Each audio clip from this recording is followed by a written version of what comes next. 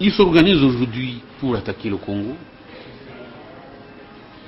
sous prétexte que la révision des frontières devient obligatoire. Alors quand on parle d'empiler Lima ou d'empiler Tutsi, il n'y a plus de doute. On n'est pas dupe.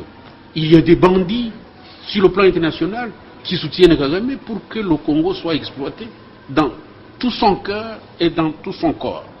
Donc là, les couloirs qu'il s'agit des Interahamwe, je nie franchement.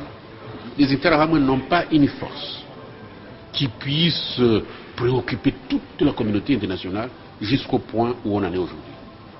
Mais je pense que Kagame a beaucoup d'ambition. Il croit que le Rwanda n'est pas suffisant pour lui.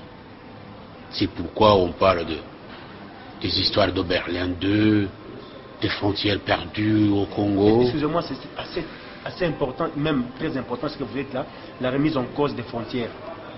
Qu'est-ce que vous pouvez dire aujourd'hui par rapport à ceux qui avancent ça comme argument pour dire que...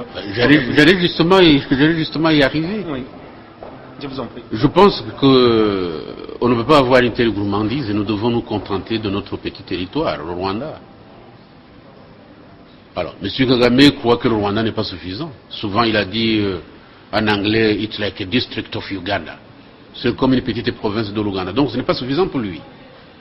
Et on doit aller chercher les frontières qui existaient avant 1885, lorsque la conférence de Berlin a été organisée. Qu'est-ce que cela veut dire? Ceci veut dire que nous devons engager une bataille contre le Congo, mais ne l'engagez pas contre l'Ouganda, puisqu'il y a une partie du territoire rwandais qui est en Ouganda, qu'on appelle le Bufumbira. Ils n'en parlent jamais. Alors, ce qu'ils veulent, c'est écraser les Congolais, écraser le pouvoir congolais, exploiter le Congo, tant que le Congo, d'après ce qu'ils disent, reste inorganisé, donc nous pouvons l'organiser.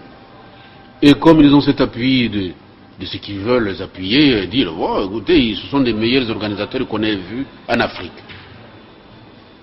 Je vous dis franchement qu'en ma qualité de Rwandais, engagé politiquement, je ne peux pas soutenir une telle politique. Je prêche la coexistence pacifique des régions avec une intégration régionale. Autrement dit, le Rwanda, le Congo, le Burundi, l'Ouganda peuvent vivre ensemble sans se disputer sur ces frontières-là.